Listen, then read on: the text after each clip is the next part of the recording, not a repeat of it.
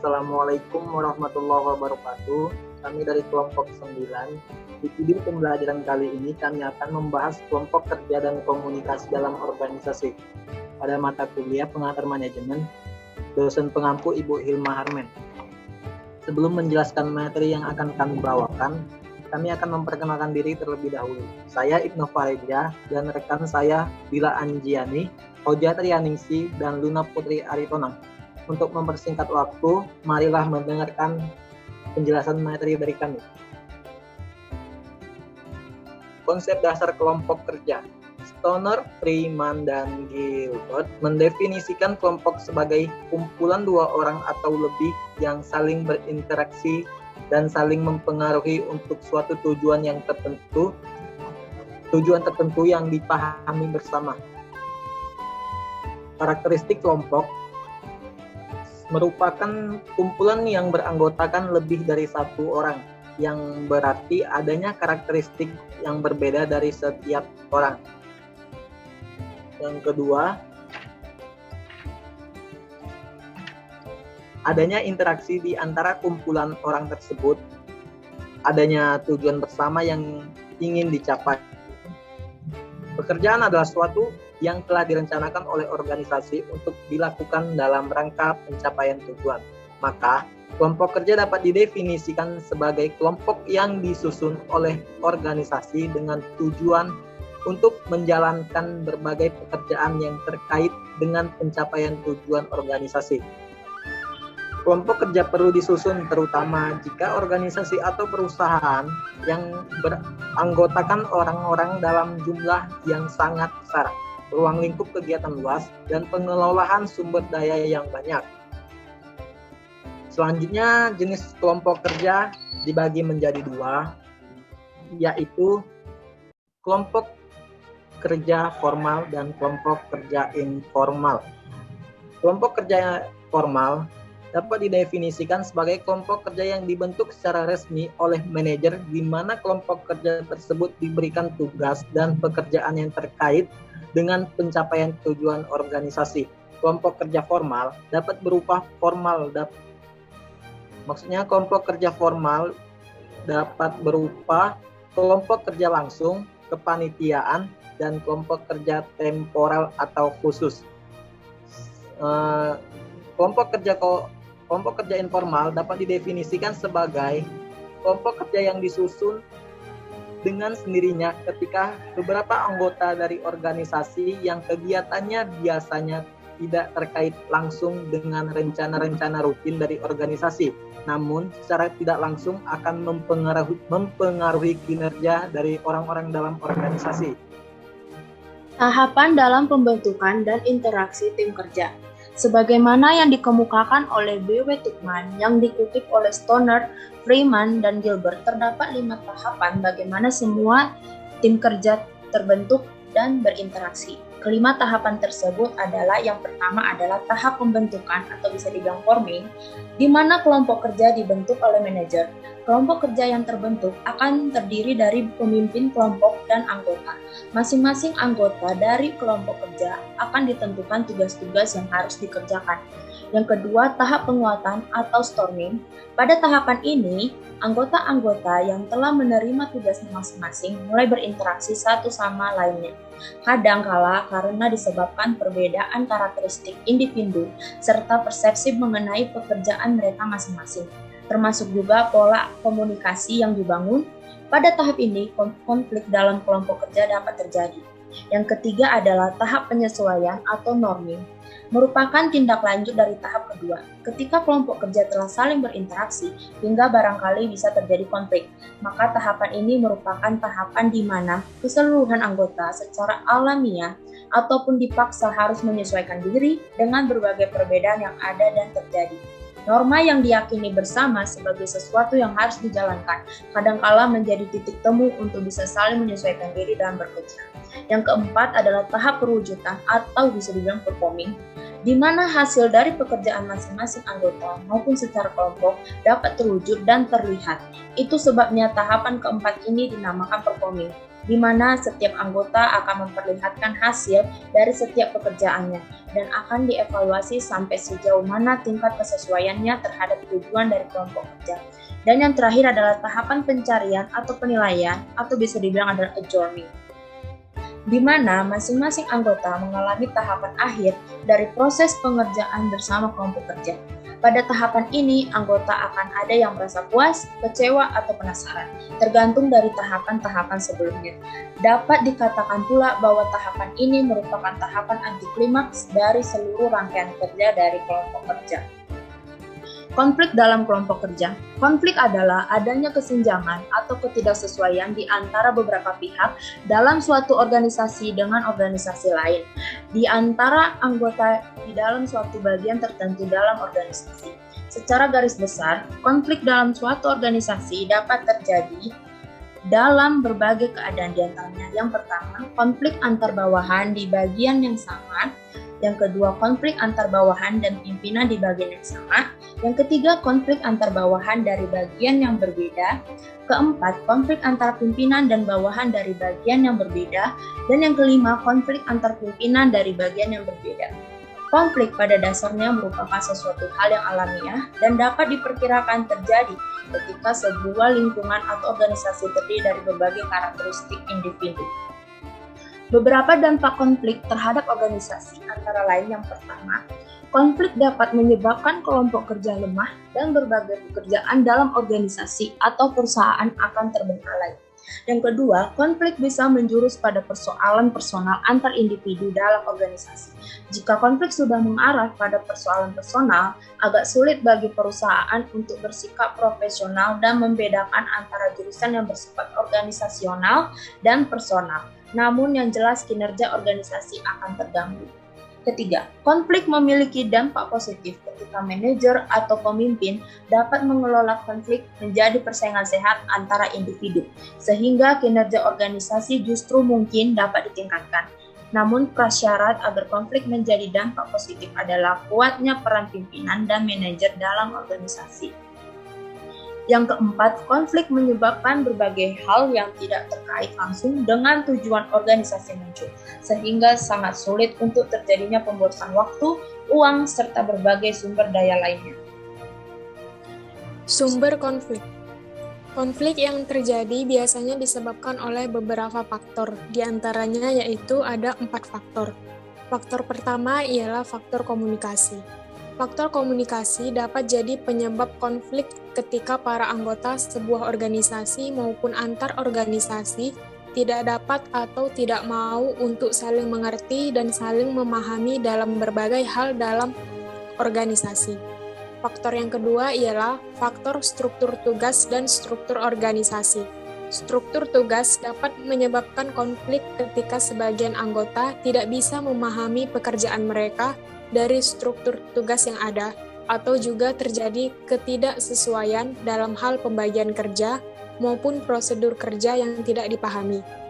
Struktur organisasi dapat menyebabkan konflik ketika sebagian anggota merasa tidak cocok untuk berada di suatu bagian dalam organisasi, atau juga bisa berupa adanya upaya untuk meraih satu posisi tertentu maupun berbagai hal lainnya yang terkait dengan posisi atau bagian yang ada dalam organisasi. Faktor yang ketiga ialah faktor personal. Faktor personal dapat menjadi sumber konflik dalam organisasi ketika individu-individu dalam organisasi tidak dapat saling memahami satu sama lain, sehingga terjadi berbagai persoalan yang dapat mendorong terciptanya konflik antar individu, baik di dalam satu bagian tertentu maupun antar bagian tertentu dalam organisasi. Faktor yang keempat ialah faktor lingkungan. Faktor lingkungan dapat menjadi sumber konflik ketika lingkungan di mana setiap individu bekerja tidak mendukung terwujudnya suasana kerja yang kondusif bagi efektivitas pekerjaan yang dilakukan oleh setiap orang maupun setiap kelompok kerja. Lingkungan yang kurang ventilitas, panas, hingga penataan antar bagian yang tidak sesuai dengan keinginan para pekerja dapat menjadi contoh faktor lingkungan yang bisa memicu terjadinya konflik. Stimulasi konflik. Stimulasi konflik pada dasarnya adalah upaya dilakukan oleh manajer terhadap konflik yang terjadi dengan jalan memberikan umpan-umpan stimulan yang menyebabkan pihak-pihak yang terlibat konflik mengarahkan konfliknya kepada suatu yang bersifat positif bagi dirinya dan organisasi. Di antara program yang dapat dijalankan adalah memosisikan pihak-pihak yang terlibat dalam konflik ke dalam suatu situasi di mana mereka terlibat dalam sebuah persaingan positif yang akan meningkatkan kinerja mereka sekaligus juga organisasi. Memasukkan faktor persaingan ini dapat dilakukan dengan tawaran kompensasi tertentu sehingga pihak-pihak yang terlibat dalam konflik akan benar-benar melakukan persaingan antar mereka. Tawaran kompensasi tersebut dapat berupa pemberian bonus, insentif, dan bentuk kompensasi lainnya.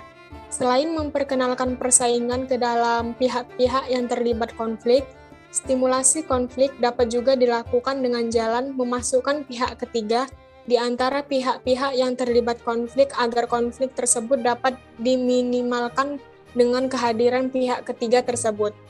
Bentuk stimulasi lain yang juga bisa dilakukan adalah dengan melakukan perubahan pada aturan main atau prosedur yang selama ini berlaku dalam organisasi.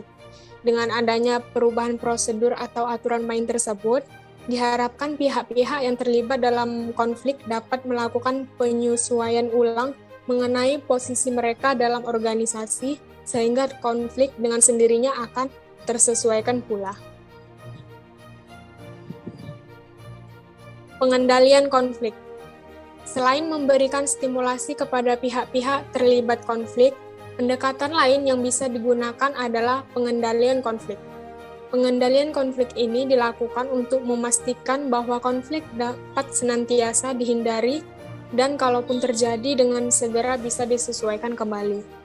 Di antara program yang bisa dilakukan adalah melalui perluasan penggunaan sumber daya organisasi.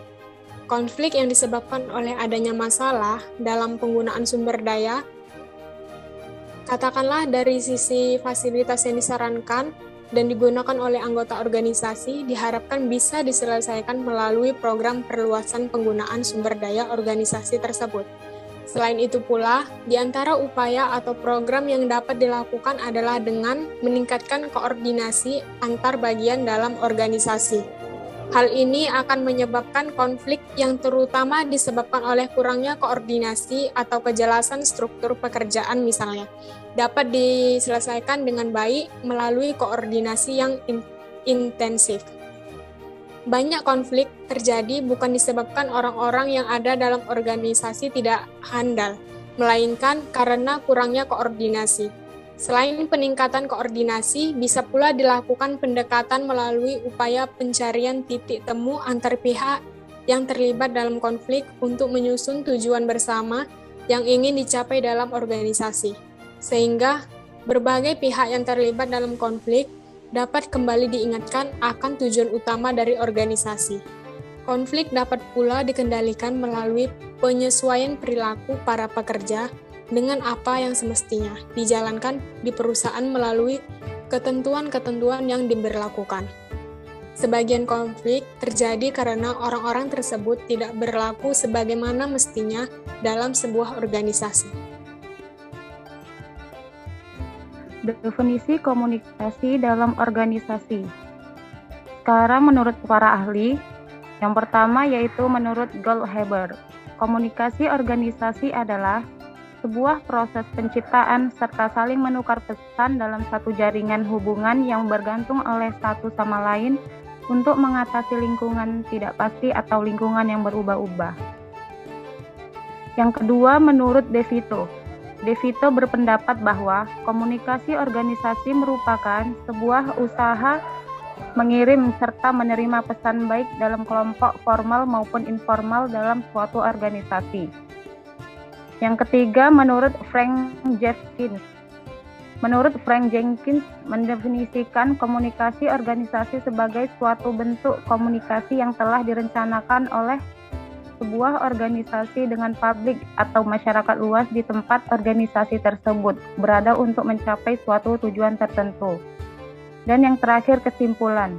Dari ketiga pendapat ahli tersebut mengenai definisi komunikasi organisasi, dapat disimpulkan bahwa komunikasi organisasi merupakan sebuah proses yang terjadi dalam suatu organisasi berupa penyampaian, penerimaan, serta pertukaran informasi dan pesan yang dilakukan untuk mencapai suatu tujuan tertentu yang sudah ditetapkan oleh bersama atau anggota serta pemimpin organisasi. Pola komunikasi. Yang pertama ada pola komunikasi vertikal. Komunikasi vertikal terdiri atas komunikasi ke atas dan ke bawah, sesuai rantai perintah. Komunikasi ke bawah atau downward communication. Maksud utama adalah untuk memberi pengarahan, informasi, instruksi, nasihat, saran, atau penilaian pada bawahan serta memberikan informasi kepada para anggota organisasi tentang tujuan dan kebijaksanaan organisasi. Dan yang kedua, komunikasi lateral atau horizontal, yaitu komunikasi di antara para anggota dalam kelompok kerja yang sama dan komunikasi yang terjadi antara departemen-departemen pada tingkatan organisasi yang sama. Bentuk komunikasi ini pada dasarnya bersifat koordinatif dan merupakan hasil dari konsep spesialis organisasi.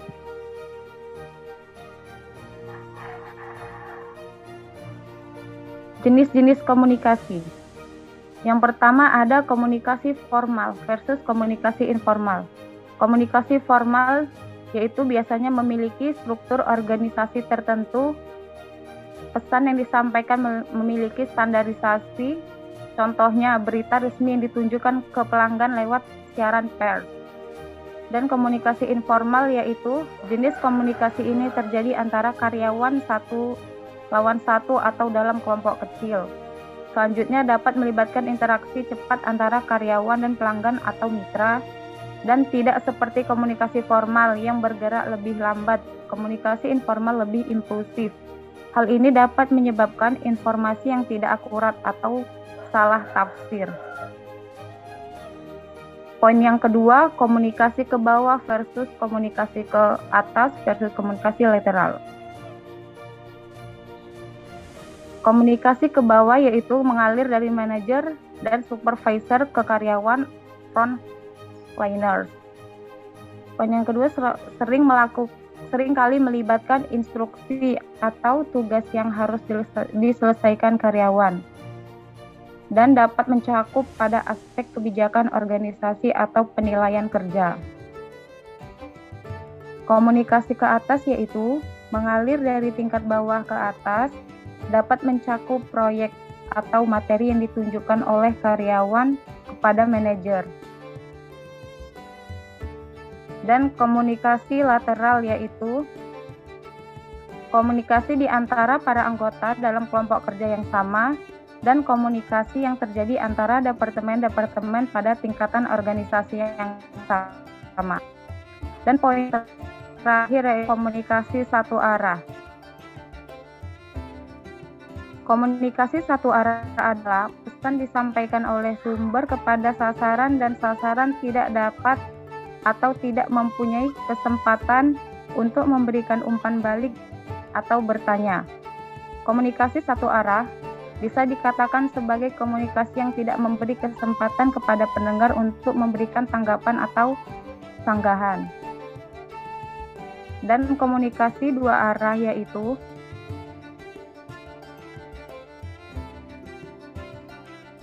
komunikasi dua arah adalah pengirim dan penerima informasi dapat menjalin komunikasi yang berkesinambungan melalui media yang sama, artinya ada timbal balik dan melibatkan dua pihak. Sekian dari video pembelajaran kali ini. Bila ada salah kata, kami dari kelompok 9 mohon maaf. Terima kasih kepada teman-teman sudah menyaksikan video pembelajaran kami.